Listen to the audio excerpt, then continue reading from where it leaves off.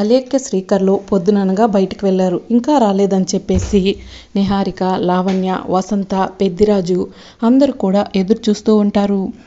అసలు శ్రీకర్ అలేఖ్యలు ఎక్కడికి వెళ్ళుంటారు అని చెప్పి ఆలోచిస్తూ ఉంటారు. అవని లేదని చెప్పి అలేఖ్యను షికార్లకి తీసుకెళ్లాడేమో శ్రీకర్ అని చెప్పి అంటూ ఉంటే, ఆ అలేఖ్య శ్రీకర్ని వదులుకున్నట్టే అవని ముందు యాక్ట్ చేసింది, కానీ ఇంకా తన మనసులో శ్రీకర్ పైన ప్రేమ ఉందేమో అని చెప్పి వసంత అంటూ ఉంటే, శ్రీకర్ ఏమి మీరు అనుకున్నంత మంచోడైతే కాదులే, ఇంట్లో ఇల్లాలు వంటింట్లో ప్రియురాలు అన్నట్టు ప్రవర్తిస్తున్నాడు అని చెప్పి పెద్దరాజు అంటూ ఉంటే, నా తమ్ముడు గురించి అలా మాట్లాడితే ఊరుకోను అని చెప్పి వసంత అంటూ ఉంటుంది. అవును, శ్రీకర్ గారు చాలా మంచోడు, అలాంటి పనులు చేయడం అని చెప్పి కృష్ణబాబు, రాధాకృష్ణ అంటూ ఉంటే, అయితే మీరు చేస్తారో బామర్దులు అని చెప్పి పెద్దరాజు అంటూ ఉంటాడు. ఏంటన్నయ్య గారు మీరు అలా మాట్లాడుతున్నారు, శ్రీకర్ ప్రవర్తించినట్టు మా ఆయన ప్రవర్తిస్తే ఊరుకోను అని చెప్పి నిహారిక అంటూ ఉంటుంది. నా గురించి నువ్వు చాలా మంచిగా ఆలోచిస్తున్నావు బుజ్జి, కానీ నా మనసు ఈ మధ్య బాగా దారి తప్పిపోతుంది అని చెప్పి కృష్ణబాబు మనసులో అనుకుంటూ ఉంటాడు. అలేఖ్య శ్రీకర్లు ఇంటికి రాకపోవడమే మంచిదయ్యిందిలే. రేపొద్దున అత్తయ్య మామయ్యలకు వాళ్ళిద్దరి గురించి ఎలా నూరు పోయాలో అలా నూరు పోసి వాళ్ళిద్దరిని అత్తయ్య మామయ్యలతో తిట్టించవచ్చు, అవనేను కూడా ఒక ఆట ఆడుకోవచ్చు అని చెప్పి నిహారిక చెప్తూ ఉంటుంది. అసలు అలేఖ్య శ్రీకర్లు ఈ వర్షంలో ఎక్కడ ఇరుక్కుపోయారో ఏంటో, అసలు ఇంటికి వస్తారో రారో అని చెప్పి వసంత అంటూ ఉంటే, వాళ్ళిద్దరూ అలా వర్షంలో ఇరుక్కుపోవడం చాలా బాధగా ఉంది అని చెప్పి కృష్ణ అంటూ ఉంటే, నాకు కూడా రా అని చెప్పి రాధాకృష్ణ అంటూ ఉంటాడు. మీకెందుకు అంత బాధ అని చెప్పి పెద్దరాజు అంటూ ఉంటే, నువ్వు ఆగు బావా, ఏదో గొడవ పెట్టాలని చూస్తావు అని చెప్పి కృష్ణ అంటూ ఉంటాడు. ఇక ఇంతలో అవని నిహారిక ఫోన్ చేస్తుంది. ఏంటవని నాకు ఫోన్ చేసావు అని చెప్పి నిహారిక అడుగుతుంటే, బావ ఇంటికి వచ్చాడా అని చెప్పి అవని అడుగుతుంటే, మీ బావనే ఫోన్ చేసి కనుక్కోవచ్చు కదా అని చెప్పి నిహారిక అంటూ ఉంటుంది. బావకు పొద్దున్న నుంచి ఫోన్ ట్రై చేస్తున్నాను, కలవట్లేదు అని చెప్పి అవని చెప్తూ ఉంటుంది. ఓ, నీకు ఈ విషయం తెలియదన్నమాట. మీ బావ ఈరోజు ఆఫీస్కి వెళ్ళలేదు, నువ్వు బయటికి వెళ్ళగానే అలేఖ్యని తీసుకుని బయటికి వెళ్ళాడు, ఇంకా రాలేదు అని చెప్పి నిహారిక చెప్తూ ఉంటుంది.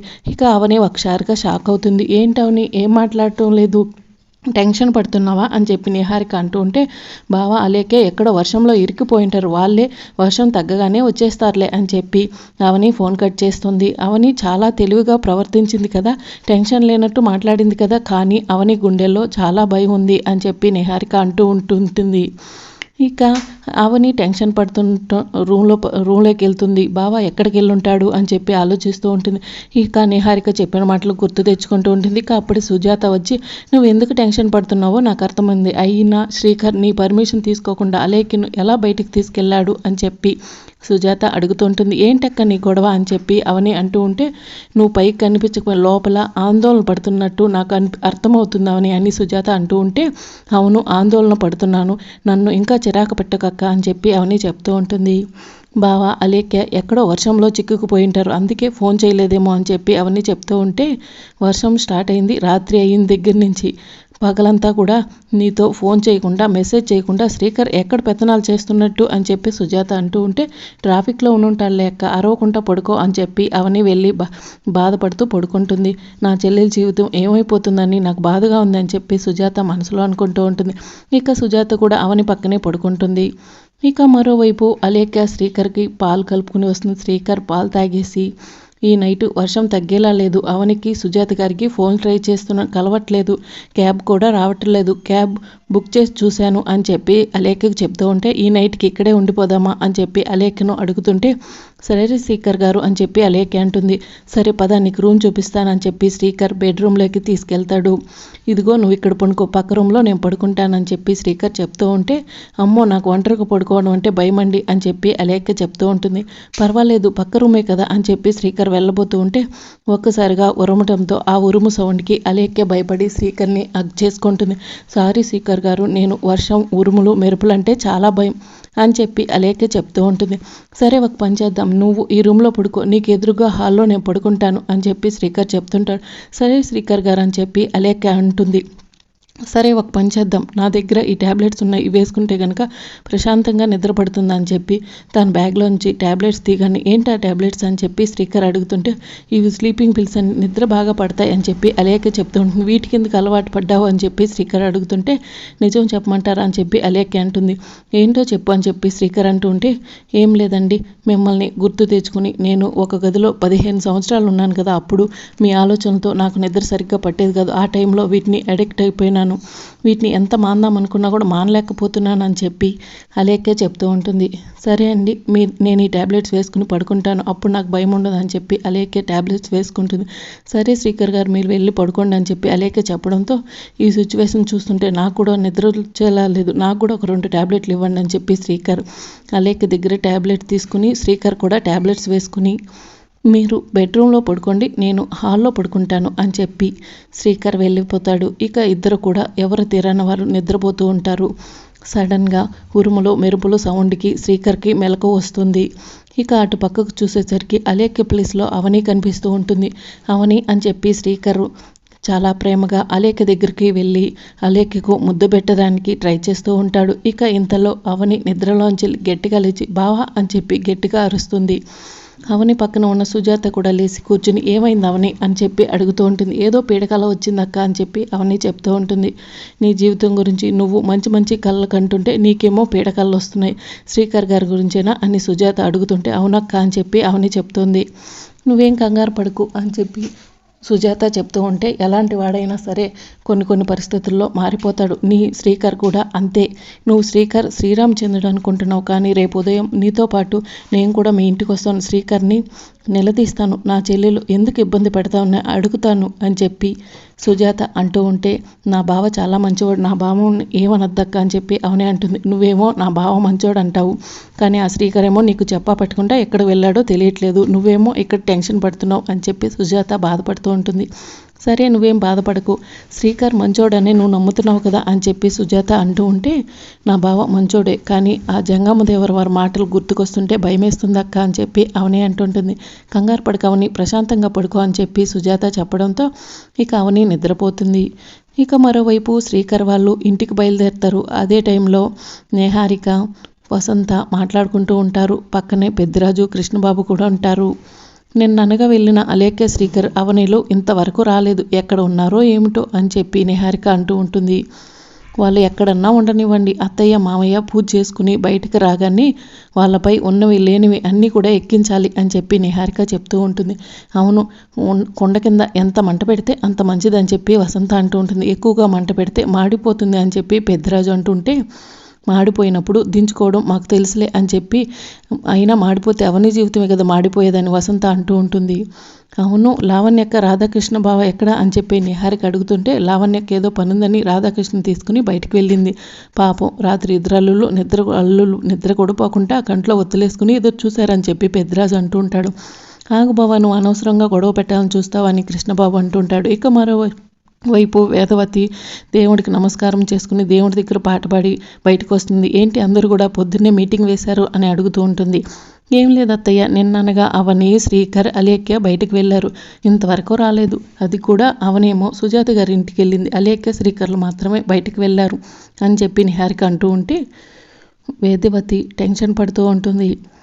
అయినా శ్రీకర్ అలేఖ్యలు అలా బయట ఉన్నారని ఎవరికైనా తెలిస్తే మన ఇంటి పరువు ఏమో వాళ్ళత్తయ్య అని చెప్పి నిహారిక అంటూ ఉంటుంది. పెద్దిరాజు కూడా అంటూ ఉంటాడు, అసలు ఆ అలేఖ్య ఇంటికి వచ్చిన దగ్గర నుంచి నాకు ఎందుకో అనుమానంగా ఉంది, అవని అలేఖ్య శ్రీకర్ల మధ్య ఏదో జరుగుతుంది అని చెప్పి పెద్దిరాజు అంటుంటాడు. బావా, నువ్వు అనవసరంగా ఎందుకు బావా గొడవలు పెడుతున్నావు అని చెప్పి కృష్ణబాబు అంటూ ఉంటే నేను ఆడేన్ని, నాకు ఎటువంటి సంబంధం లేదు అని చెప్పి పెద్దిరాజు అంటుంటాడు. ఇక ఇంతలో బావా అని చెప్పి అవని వస్తుంది. రామ్మ అవని, రాత్రనగా నీ బావ ఆ అలేఖ్యను బయటికి వెళ్ళారు, ఇంతవరకు రాలేదు అని చెప్పి నిహారిక చెప్పడంతో అవని ఒక్కసారిగా షాక్ అవుతుంది. బావా అంటే సరిపోదు, నీ బావని జాగ్రత్తగా చూసుకోవాలి, వేరే వాళ్ళ మీద వదిలిపెట్టి అలా వెళ్ళిపోతావా అని చెప్పి వసంత అంటూ ఉంటుంది. ఇక చాలు, గొడవ ఆపుతారా, అయినా శ్రీకర్ అలా చేయటం ఏంటమ్మా అని చెప్పి వేదవతి అడుగుతుంటుంది. వర్షంలో చిక్కుకుపోయి ఉంటారు అత్తయ్య, అందుకే ఆయన ఫోన్ చేయలేదేమో అని చెప్పి అవని చెప్తూ ఉంటుంది. అవును, వర్షంలో చిక్కుకుపోయారు పాపం అని చెప్పి నిహారిక అంటూ ఉంటే, ఇక చాలు ఆపుతారా, శ్రీకర్ వస్తాడు కదా, వచ్చిన తర్వాత జరిగిన విషయం అంతా చెప్తాడులే అని చెప్పి వేదవతి చెప్తూ ఉంటుంది.